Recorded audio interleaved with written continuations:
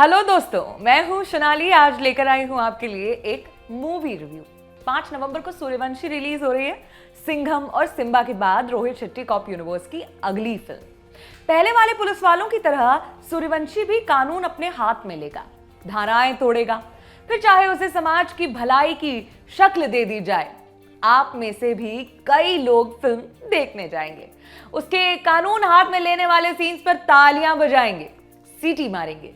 लेकिन ऐसा करने से पहले एक तमिल फिल्म के बारे में सोचिएगा, जय भीम के बारे में, जहां पुलिस कुछ आदिवासी समुदाय के आदमियों को जबरन उठा ले जाती है, उन्हें टॉर्चर करती है इस ढंग से कि आप गुस्से से दांत चबाने लगते हैं। उन्हें ऐसा जुर्म कबूल करने को कहती है जो उन्होंने किया ही नहीं। उन आदिवासियों में से एक होता है राजा कानू, जिसकी बीवी अपने पति को बचाने के लिए चंद्रू नाम के वकील की मदद लेती है। चंद्रू ह्यूमन राइट्स के केसेस को खास तवज्जो देता है, लेकिन इस केस की तह तक पहुंचने में उसके सामने कैसा घिनौना सच आता है, यही फिल्म की कहानी है।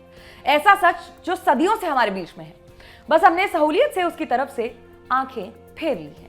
सिर्फ पुलिस ब्रुटैलिटी जय भीम की थीम नहीं है, उस मानसिकता में उतरने की कोशिश करती है जिससे पुलिस ब्रुटैलिटी जैसी हिंसा ने जन्म लिया।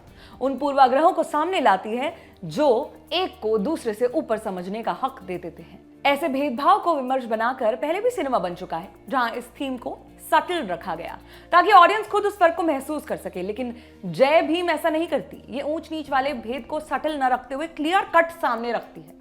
जैसे राजा कानू सांप पकड़ने का काम करता है। एक बार गांव के किसी प्रभावशाली आदमी का नौकर उसे बुलाने आता है, अपनी मोपेड पे बैठने को कहता है। बैठते वक्त राजा सहारा लेने के लिए उसके कंधे पर हाथ रख देता है। तभी वो तिरछी नजर से पीछे पलटता है। राजा अपनी भूल सुधारते हुए हाथ हटा लेता है। मेरे लिए पुलिस टॉर्चर वाले सीन सबसे डिस्टर्बिंग थे। अगर आप उन सीन्स को बतौर दर्शक देख रहे हो तो आपको एक गिल्ट अंदर से खाएगी कि आप भी चुप रहकर अत्याचारी के साथ हैं। और अगर आप उन सीन्स में उतरेंगे तो उन आदिवासियों की वेदना महसूस किए बिना नहीं रह पाएंगे, जो किसी को भी विचलित करने के लिए काफी है। यहाँ फिल्म की सिनेमेटोग्राफी को भी क्रेडिट जरूर देना चाहिए, वो माहौल क्रिएट करने के लिए। अगर आप पूरी फिल्म देखेंगे तो पाएंगे कि इसकी सिनेमेटोग्राफी नैरेटिव के साथ चलती है। जैसे चंद्रू और आईजी पेरुमाल सामी के कैरेक्टर्स, जिन्हें निभाया सूर्य और प्रकाश राज ने।